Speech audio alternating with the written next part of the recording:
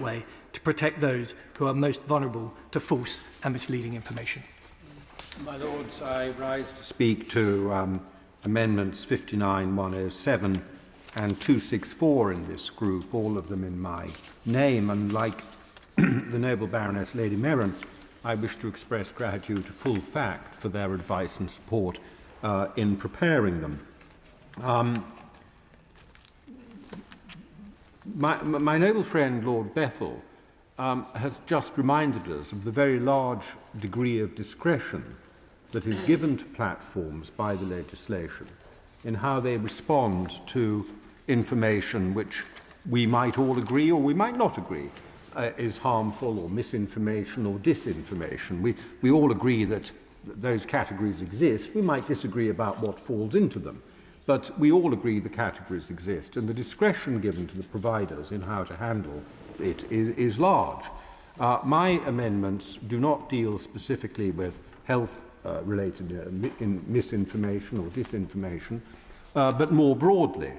And the first two, 59 and 107, and I'm grateful to my noble friend Lord Strathcarron for his support for 59, try to ask the question, probe the question, what is it the government thinks platforms should do when harmful material, misinformation and disinformation appear on their platforms? As things stand, what the government is requiring is that the platform should decide what content is not allowed on their platforms. Then they should display this in their terms of service, and they should apply a consistent approach in how they manage content that is in breach of their terms of service. The only requirement is for consistency. I've no objection to their being required to behave consistently, but that is the principal requirement. What Amendments 59 and 107 do, and they have similar effect in different parts of the bill, one directly on the platforms, the other in relation to codes of practice, is require them also to act proportionately. And here it might be worth articulating briefly the fact that there are two views about platforms and how they respond, both legitimate. One is that some noble lords may fear that platforms won't respond at all. In other words, they'll leave harmful and material on their site and they won't properly respond. But the other fear, and this is what I want to emphasize, is that platforms will be overzealous in removing material because they will have written their terms of service, as I said in a previous stage of this committee, not only to their own commercial advantage, but also to their legal advantage. And they'll have wanted to give themselves a wide latitude to remove material or to close accounts, because that will help cover their backs legally. And of course, once they have granted themselves those powers, the fear is that they will use them overzealously, even in cases where that would be an overreaction.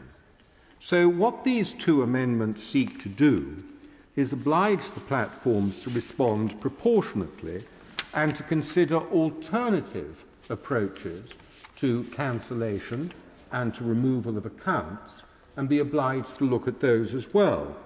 Now, there are alternative approaches that they could consider. Some companies already set out to promote good information, if you like. And indeed, we did see that in the COVID-19 pandemic, and my noble friend Lord Bethell said that they did so, and they did so voluntarily. This amendment would implicitly, not explicitly, but implicitly encourage that sort of behaviour as a first resort, rather than cancellation, blocking and removal of material as a first resort. They'd still have the powers to cancel and block and remove. It's the question of priority and proportionality. And there are also labels that accounts can put providers can put on material, saying, be careful before you read this, before you retweet it, or be careful, or this is dubious material, that they can put on information that they think is dubious. And those practices should also be encouraged. And so these amendments are intended to do that, but they're intended first and foremost to probe what the government's attitude is to this, and whether the government believes it has any role in giving guidance on this point, and how they're going to do so, whether through legislation or in some other way, because I think many of us would like to know. The third amendment, number 264, which is supported by my noble friend Lord Strathcarron and the noble Lord Clement Jones, deals with quite a different matter, although it falls in the general category of misinformation and disinformation. And that is the role of government, the role government takes directly in seeking to correct misinformation and disinformation on the internet. We know that number 10 makes use as a unit which has this as its explicit purpose. We know, in fact, that during the COVID pandemic, it deployed military resources in order to assist it in doing so. Nothing in this amendment would prevent that from continuing.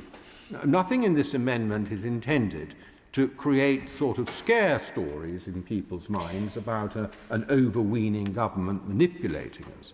But what it is intended to do is to bring transparency to that process.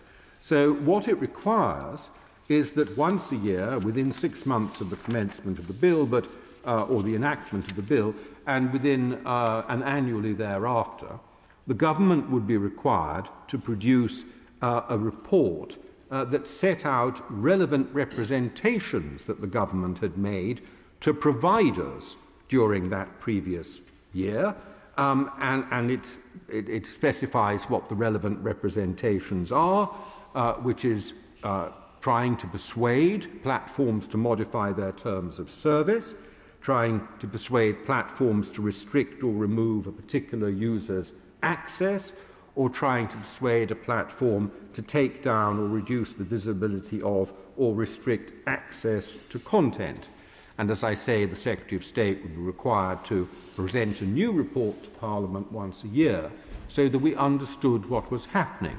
It would not, as I say, inhibit the government from doing it, and there may very well be good reasons for the government to do it, but I do think that in this age people feel they are entitled to know.